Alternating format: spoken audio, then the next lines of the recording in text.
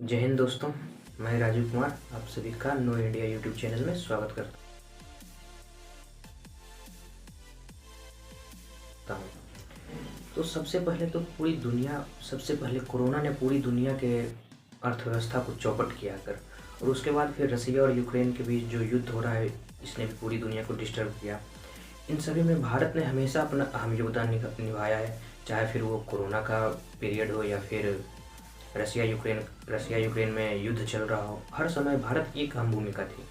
लेकिन बात ये है कि अभी कुछ साइंटिस्ट कोरोना के मॉडल पे वर्क कर रहे थे।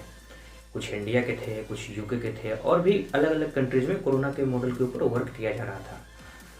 सारे कंट्रीज के रिसर्च टीम ने यह दावा किया है कि Omicron is not the last variant of corona.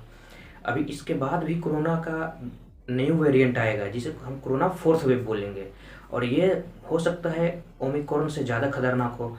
Corona का first wave, second wave and third wave हो सकता है इससे भी ज़्यादा खतरनाक हो।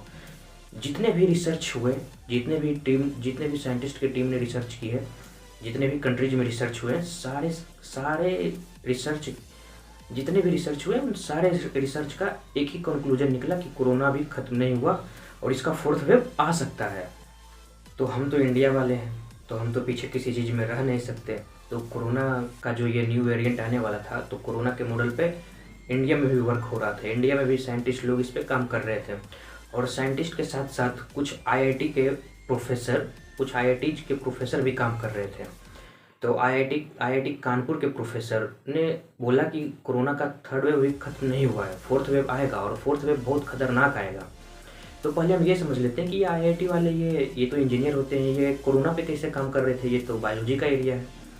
तो मैं बता दूं आपको कि कोरोना कितनी स्पीड से फैल रहा है, कोरोना का कौन सा वेव कितना घातक है, कोरोना कितने समय में कितने लोगों तक फैला। इन सारी चीज़ों को मैथ के थ्रू पढ़ा जा सकता है, मैथ के थ्रू स्टडी किया जा सकता है। इसे स्टैटिस्टिक बोला जाता है। स्टैटिस्टिक एक चैप्टर होता है मैथ में जिसमें इन्हीं सारी चीज़ों के बारे में पढ़ना होता है।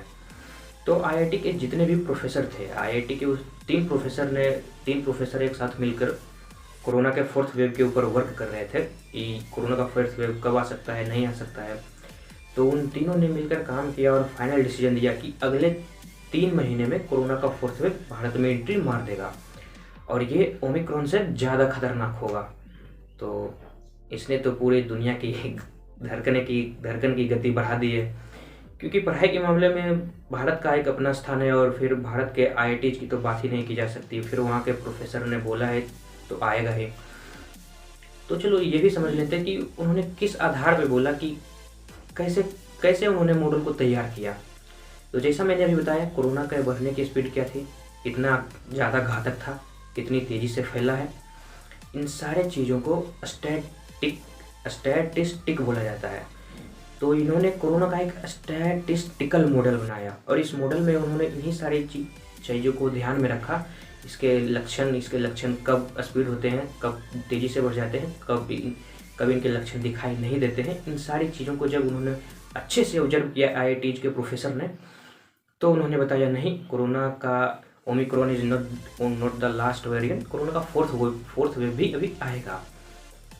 और आईआईटीज के प्रोफेसर ने बोला है कि कोरोना का फोर्थ वेव 22 जून 2022 के आसपास एंट्री इंडिया में मार देगा, और जब वो एंट्री ले लेगा इंडिया में तो ये 23 अगस्त के आसपास अपने पीक पे होगा, और फिर 1-2 महीने बाद धीरे धीरे ये केस नॉर्मल हो जाएगा। और फिर उसके बाद की स्टडीज अभी की नहीं गई है।